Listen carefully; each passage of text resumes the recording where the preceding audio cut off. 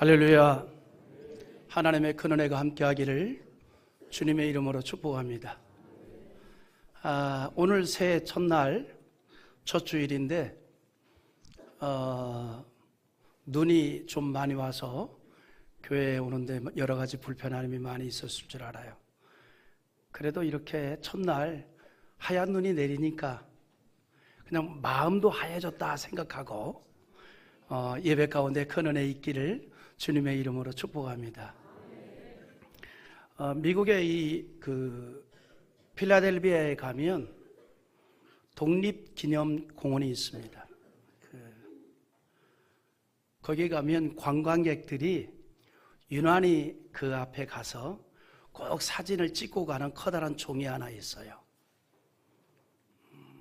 큰 종이 하나 전시되어 있는데 이른바 리버트 벨이라고 하는 자유의 종으로 불리는 종입니다. 얼마 전에 우리 교우들도 미국 청교도 신앙지역 탐방을 하면서 그 자유공원에 가서 그 종 앞에서 다들 사진을 찍었는데, 이 리버트 벨은 1776년 7월 미국의 독립선언문이 선언되었을 때 그때 크게 울렸던 종입니다. 이 18세기 유물이거든요. 근데 그 종 하나를 보기 위해서 매년 200만 명 이상의 관광객들이 찾아옵니다. 200만 명 이상. 그 종 하나 보려고. 미국 최고의 관광 자원 중 하나입니다. 어마어마한 나이아가라 폭포 못지 않겠죠. 그런 거 하나 성남에 있으면 참 좋겠어요. 그런데 그렇게 많은 관광객이 찾아오는 이유는 그 종이 예술적 가치가 있어서가 아니라 그 종이 지닌 의미가 있어서 그렇습니다. 그 종에 부조되어 있는 글귀가 미국의 건국 정신을 그대로 말해주고 있기 때문이에요. 리버트 벨에는 이런 글귀가 쓰여져 있습니다. 물론 영문인데 번역을 하면 이 땅의 거민에게 자유를 선포하라. 레위기 25장 10절 이렇게 쓰여져 있어요. 레위기 25장 10절은 이렇게 말하고 있습니다. 한번 읽어보죠. 너희는 50년째 해를 거룩하게 하여 그 땅에 있는 모든 주민을 위하여 자유를 공포하라. 이 해는 너희에게 희년이니 너희는 각각 자기의 소유주로 돌아가며 각각 자기의 가족에게로 돌아갈지어다. 아멘. 그 땅에 있는 모든 주민을 위하여 자유를 공포하라. 이 성경 말씀은요, 미국의 건국 정신이 되었습니다. 그래서 이것을 힘을 받아서 노예 해방 운동도 일으킨 거예요. 자유함을 주어라. 그 미국의 건국 정신 세 가지 중심 뼈대가 있습니다. 청교도 정신, 개척 정신, 실용주의 정신입니다. 미국은 건국 이념이 기독교적인 정신과 신앙으로 국가를 세웠습니다. 그리고 지금도 그 정신을 지켜가려고 애를 쓰고 있습니다. 그래서 미국의 대통령 선서를 지금도 성경에 손을 얹고 하지 않습니까? 상징적 의미가 매우 크다고 봅니다. 조지 워싱턴 대통령 이후 성경에 손을 얹고 대통령 선서를 합니다. 아브라함 링컨은 가족이 사용하던 성경을 사용해서 대통령 선서를 하였고, 일부 대통령은 역대 대통령들이 사용했던 성경을 사용해서 선서를 했습니다. 이 전통은 미국의 기독교적 유산을 반영하고 있지요. 참 부럽습니다. 기독교인의 한 사람으로 참 부러웠어요. 그는 기독교적인 정신을 건국 정신으로 삼고, 그리고 그것을 상징이라도 하듯이 대통령이 취임식을 할 때 성경에 손을 얹고 취임 선서를 하고, 그리고 그 정신이 담겨있는 종 하나를 보려고 매년 200만 명이 찾아오고, 참 부러웠습니다. 이처럼 세계 역사를 보면 한 나라가 건국을 할 때에는 내용은 다르지만 건국 이념이나 정신이 있습니다. 그리고 그 건국 정신을 근거로 법률로 제정되고 국가 미래의 교육 정신으로 삼기도 합니다. 우리나라도 건국 이념이 있지요? 홍익인간 정신과 삼균주의 아닙니까? 널리 사람을 이롭게 하는 정신을 바탕으로 개인과 개인, 민족과 민족, 국가와 국가 간의 완전한 균등을 이루는 정치적, 경제적, 교육적 균형을 이루어 평등한 사회를 지향하는 건국 정신이 우리의 정신이었습니다. 이처럼 모든 국가와 민족은 나름대로의 건국 정신이나 오래전부터 내려오는 문화적 성향이 있습니다. 그런데 이거는 국가만이 아니라 가정에도 있지요. 가족 문화가 있습니다. 가족 문화, 소위 말하는 가풍입니다. 한 가족이 서로 협력하여 살면서 공유하고 전달되어진 생활 양식이지요. 그래서 과거에는 가정마다 나름의 가풍이 있었습니다. 가정마다 간장 맛이 다르고, 된장 맛이 다르고, 고추장 맛이 다르고, 앞집 맛은 어떤데 우리 맛은 어떻고, 그걸 그대로 지켜갔어요. 그대로. 물론 지금은 가정마다 특별한 가풍이 거반 사라져버렸습니다. 그러나 어느 가정의 가풍이 인격적인 인물을 키워내고 훌륭한 사회인의 심성을 심어주는 것이라면 지켜나가는 것이 우리 사회를 위해서도 대단히 유익한 일이 될 겁니다. 그런 면에서 우리가 기독교 신앙으로 살아가는 우리도 가풍이 필요합니다. 우리의 가풍은 어떤 것이 되어야 할까요? 2025년 우리 교회의 신앙 주제처럼 성령 안에서 거룩하게 세워져 가는 가정이 되게 하는 겁니다. 이것이 기독교인 가정의 가풍이 되어야 할 줄 믿습니다. 물론 우리가 부르는 찬송가의 가사처럼 우리가 지금 예수를 잘 믿고 있고 또 기독교적인 가풍을 만들려고 애쓰고 있겠죠. 우리 날마다 부르는, 자주 부르는 찬양이 있잖아요.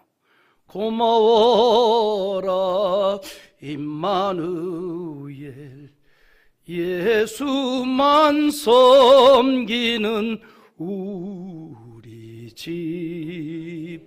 고마워라 임마누엘, 복되고 즐거운 하루하루. 할렐루야. 이제 목소리도 다 돌아왔죠. 이제 다 나섰어요. 여러분, 우리의 가정이 하나님을 섬기는 영적인 신앙의 가풍을 세워가는 것은 기독교인이 마땅히 해야 할 일입니다. 이걸 우리는 명심해야 돼요. 내가 구원받은 하나님의 백성이고 가정을 이루었다면 기독교적인 가풍을 이루어가리라. 흔히 예전에, 요즘 청년들은 또 그런 말도 안 하더라고. 예전에 우리 교회 안에서 청년들이 결혼을 하면 하나님의 영광을 위하는 가정이 되기 위해서 결혼을 합니다. 그럼 내가 또 직설적으로 사랑하니까 결혼하는 거잖아. 사랑하니까. 하나님의 영광을 위한 가정을 내게 하겠습니다. 그렇게 하는데 요즘 그런 말도 잘 안 하는 것 같아요.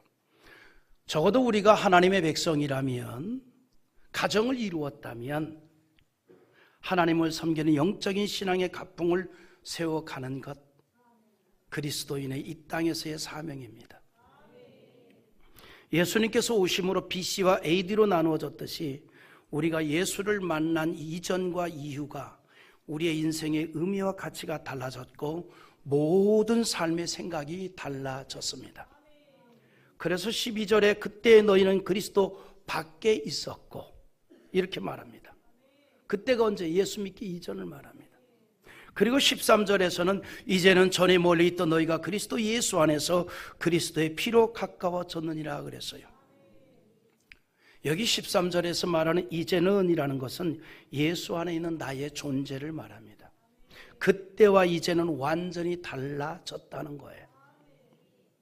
우리가 그리스도 밖에 살던 때와 그리스도 안에 살게 된 이제는 비교할 수 없을 정도의 변화가 이루어졌다는 말입니다.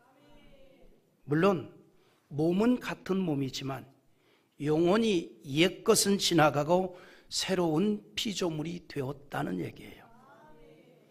여러분 예수 믿기 이전에 이상하게 생겼던 몸이 예수 믿고 난 다음에 또 멋있게 생기는 건 아니잖아요. 그 몸이 그 몸이에요. 영혼이 바뀌는 겁니다. 마음이 바뀌는 거예요. 생각이 바뀌는 거예요. 가치가 바뀌는 겁니다. 이제는 예수님의 대속하신 공로로 하나님과 멀리 떨어져 사는 인생이 아니라 하나님과 함께하는 인생이 되었다는 거죠. 그래서 우리는 그리스도 예수 안에서 새로운 피조물이 되었습니다. 고린도후서 5장 17절에 그런즉 누구든지 그리스도 예수 안에 있으면 새로운 피조물이라 이전 것은 지나갔으니 보라 새 것이 되었도다. 우리가 이런 이야기를 당당하게 할 수 있기를 기대합니다. 예수 믿기 이전이었습니다. 그러나 지금은 달라졌습니다. 지금은 달라졌습니다. 누구든지 그리스도 예수 안에 있으면 속사람이 새로워지는 것을 의미합니다. 마음이 달라졌고 본성의 변화를 의미합니다. 이 같은 본성의 변화는 하나님의 형상대로 지음받은 인간만이 이루어지는 축복입니다. 여러분, 짐승은 절대로 안 돼요. 돼지를 깨끗이 목욕을 시켜서 좋은 옷을 입히고 아름다운 리본을 달아주고 좋은 향수를 뿌려주어도 돼지가 사람처럼 청결한 문화생활을 할 수 없습니다. 정말로 요즘 또 돼지를 또 집에서 키우는 집도 있더라고요. 별걸 다 키워요, 좌우지간. 근데 이제 이 애완동물의 선구자는 아무래도 프랑스거든요. 돼지 키우는 것도 프랑스에서 먼저 시작해서 이제 개량종을 만들어서 더 안 자라게 작은 돼지를 만들었어요. 어느 분이 돼지를 목욕을 시키고 향수도 뿌려주고 잘 해주고 외출을 하고 왔는데 돼지가 없어진 거예요. 그래서 막 이 꿀돌인지 꿀순인지 모르지만 이 찾으러 막 다니니까 어디에 있는 거 했더니 그 싱크대에 이렇게 내려가는 물 하수구 그걸 뜯어가지고 거기서 나오는 찌꺼기를 막 먹고 있더래요. 그래서 돼지인 거예요. 그래 돼지인 거예요. 아무리 목욕을 시키고 향수를 뿌려도 그렇다고 그가 바뀌지 않습니다. 그 본성이 변하지 않습니다. 그러나 사람의 본성은 변할 수 있습니다. 사람은 변할 수 있어요. 사람은 본성이 변하지 않으면 또한 행동도 변하지 않기 때문에 사람은 본성을 변화할 수 있는 가능성을 가지고 있다는 겁니다. 중요한 것은 아무리 좋은 환경에 살아도 죄악된 본성이 변하지 않고 여전히 죄의 진흙 속에 살아갈 수도 있다는 겁니다. 그래서 우리가 새로운 사람이 되려면 먼저 마음이 바뀌어야 돼요. 마음이 변화되어야 합니다. 사람의 마음의 변화를 위해서 환경도 바꿔보지요. 그러나 환경이 일시적인 변화처럼 보일 수 있어도 마음의 변화는 완전히 이루지 못합니다. 사람들은 문화적으로, 도덕적으로 혹은 교육적으로 노력해서 새 사람이 될 수 있는 줄로 생각을 합니다. 그래서 사람들이 교육에 힘썼습니다. 하지만 여러분 보세요. 과거에 비해서 사람들이 더 많은 고등교육을 받았지만 오히려 범죄는 더 늘어났습니다. 우리의 문화 환경이 좋아지고 교육 수준이 높아질수록 사람이 환경의 변화나 교육적인 훈련으로 새 사람이 될 수 없다는 것을 절감하게 되는 거예요. 여러분, 영원히 구원받는 것은 더욱 그러합니다. 어느 날 영생에 대해서 진지한 생각을 하고 있던 니모데모가 예수님을 찾아왔을 때에 요한복음 3장 3절에서 예수께서 대답하여 이르시되 진실로 진실로 내게 이르노니 사람이 거듭나지 아니하면 하나님의 나라를 볼 수 없느니라는 말씀을 합니다. 그런데 학식 많고 경험 많고 높은 지위에 있는 니고데모는 예수님의 말씀을 이해하지 못하고 대단히 어리석은 질문을 했지요. 뭐라고 했습니까? 그러면 새 사람이 되려면, 중생하려면 어머니 뱃속에 다시 들어갔다가 나와야 합니까? 라고 하는 뚱딴지 같은 이야기를 합니다. 그는 새 사람이 되는 진리를 몰랐던 거예요.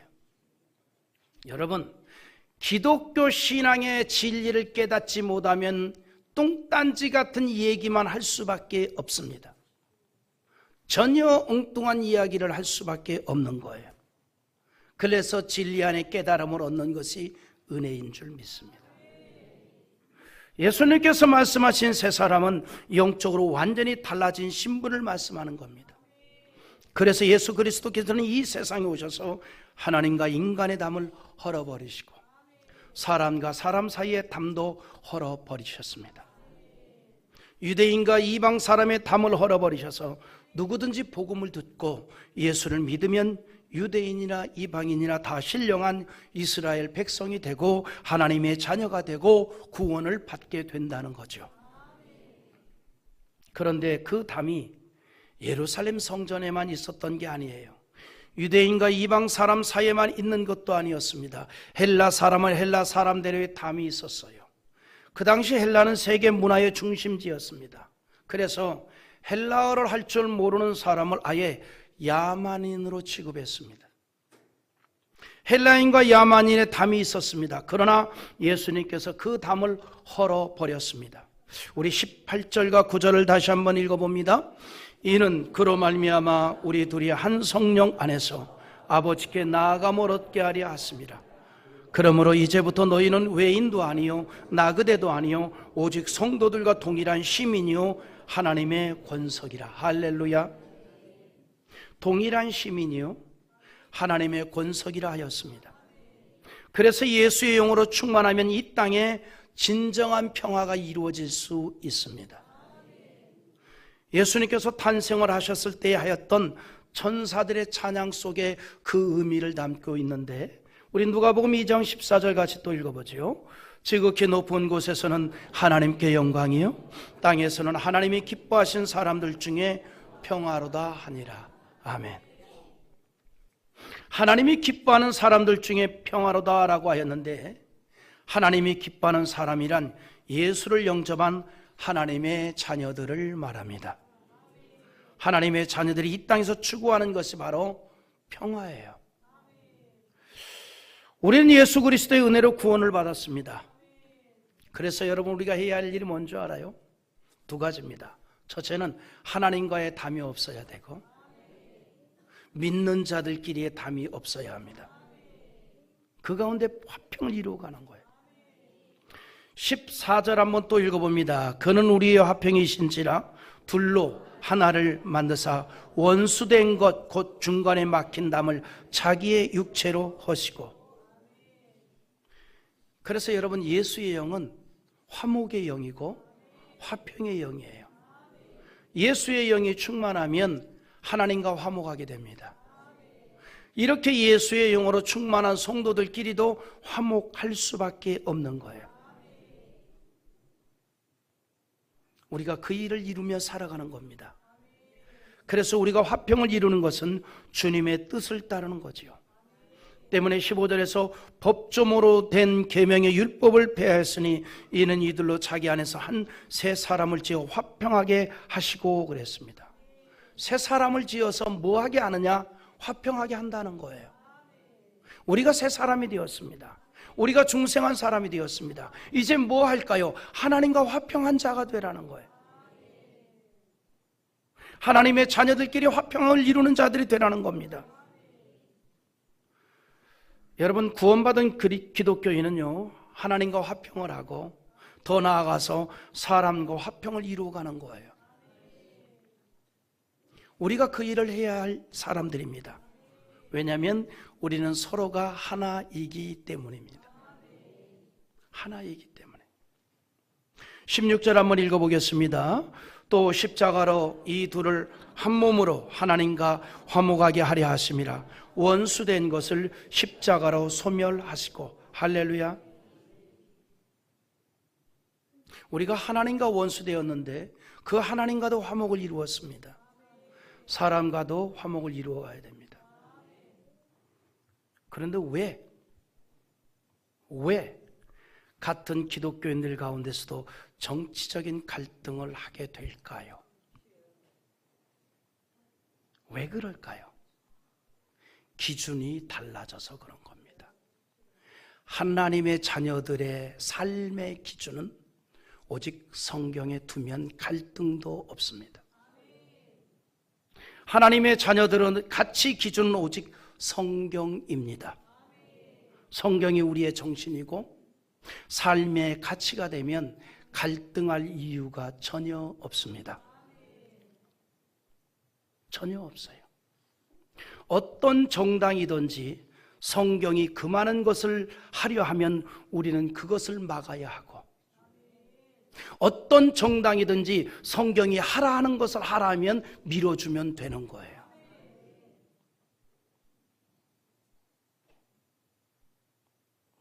우리는 빨간 당도 아니고 파란 당도 아니고 우리는 예수당입니다. 예수당의 근거와 가치는 성경이에요. 성경에서 동성애를 그만이 우리는 막는 겁니다. 성경에서 트랜스젠더를 그만이 우리는 또한 막는 거예요. 우리는 가치를 여기다 두는 거예요. 그러면 갈등이 생길 수가 없는 거죠. 그런데 하나님과 화목을 이룬 그리스도인이 그 가치 기준이 되는 성경을 놔두고 자기의 경험적인 가치로 인생의 가치를 삼으니 갈등이 생길 수밖에 없죠. 죄의 허물로 인하여 죽었던 우리를 예수 그리스도로 말미암아 살렸습니다. 소망 없던 우리에게 소망을 주었습니다. 하나님과 원수되었던 우리가 화목하게 되었습니다. 로마서 5장 10절 한번 읽어봅니다. 곧 우리가 원수 되었을 때에 그의 아들의 죽으심으로 말미암아 하나님과 화목하게 되었은즉 화목하게 된 자로서는 더욱 그의 살아나심으로 말미암아 구원을 받을 것이니라. 전능하신 하나님과 말씀드린 대로 원수되었지만 화목한 자 되었습니다.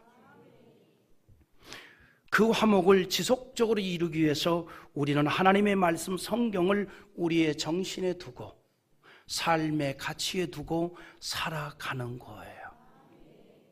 그래서 성도와 성도가, 민족과 민족이 예수로 충만하게 되고 하나님의 말씀을 가치 기준으로 삼으면 화목할 수 있습니다. 왜냐하면 우리는 한 지체이기 때문에. 한 지체이기 때문에. 예수님께서 요한복음 15장의 포도나무 비유를 통해서 관계성을 말씀했습니다. 15장 5절에서 이렇게 말하죠. 우리 한번 읽어보겠습니다. 나는 포도나무요 너희는 가지라. 그가 내 안에 내가 그 안에 거하면 사람이 열매를 많이 맺나니 나를 떠나서는 너희가 아무것도 할 수 없습니다. 할렐루야. 예수님은 포도나무이고 우리는 그 나무에 붙어있는 가지라 하였습니다. 여러분, 성도의 관계성이 이러합니다. 우리는 머리 되시는 예수님의 지체입니다. 그래서 그리스도인은 모두가 예수 안에서 한 지체입니다. 그리고 이 땅에서 주님의 뜻을 이루어갑니다. 주님의 몸된 교회를 세워가는 것입니다. 이것이 바로 예수 안에서 한 지체가 된 성도의 사명입니다. 그러므로 21절 22절에서 또 이렇게 말하고 있지요. 우리 한번 같이 봅니다. 그의 안에서 건물마다 서로 연결하여 주 안에서 성전이 되어가고 너희도 성령 안에서 하나님이 거하실 처소가 되기 위하여 그리스도 예수 안에서 함께 지어져 가느니라. 할렐루야. 벽돌 하나하나가 쌓여가면서 건물이 지어지듯이 가정에서 가족 한 사람 한 사람이 예수님의 지체가 되어서 영적 유기체가 되어 가정을 하나님이 거하시는 거룩한 성전이 되게 해야 합니다. 우리 성도들의 가정이 거룩한 성전 되기를 기대합니다. 그리고 그런 신앙으로 교회를 하나님이 거하는 거룩한 성전으로 세워가는 거예요.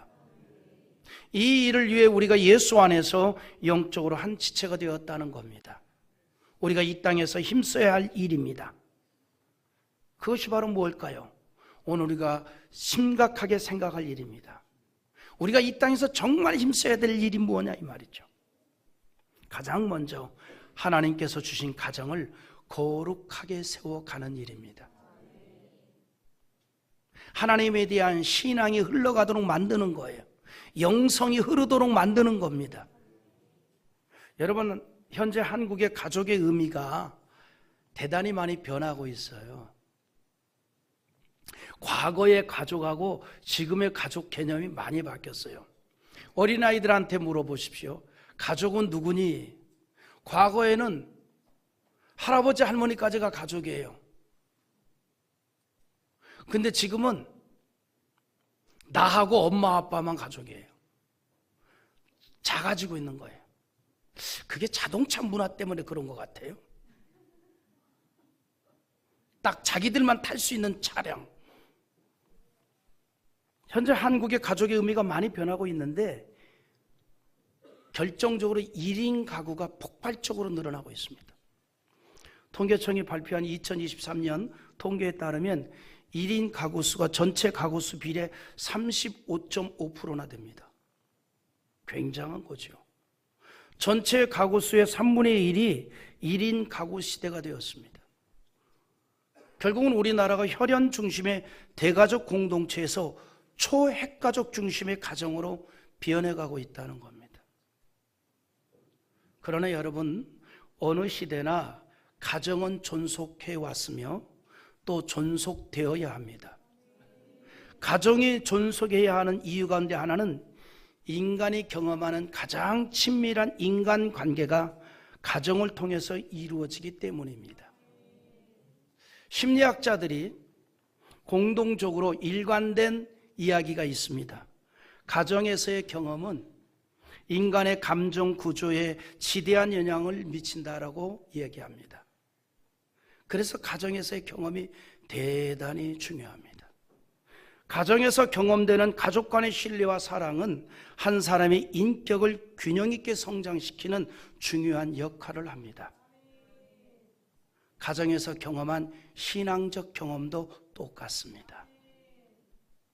신앙적 영향을 미친다는 겁니다. 그래서 가정에서 경험한 하나님에 대한 신앙적 경험이 한 사람의 훌륭한 하나님의 백성이 되게 하는 겁니다. 디모데가 가정에서 신앙의 영향을 받아서 훌륭한 하나님의 자녀가 되었습니다. 우리의 가정이 그런 가정 되기를 기대합니다. 그러므로 바울이 디모데에 대해서 디모데후서 1장 5절에 이런 이야기를 하잖아요. 한번 읽어보겠습니다. 이는 내 속에 거짓이 없는 믿음이 있음을 생각함이라. 이 믿음은 먼저 내 외조모 로이스와 내 어머니 유니게 속에 있더니 내 속에도 있는 줄 확신하노라. 아멘. 외할머니와 어머니와 디모데에 이르기까지 거룩한 신앙으로 세워져 갔다는 겁니다.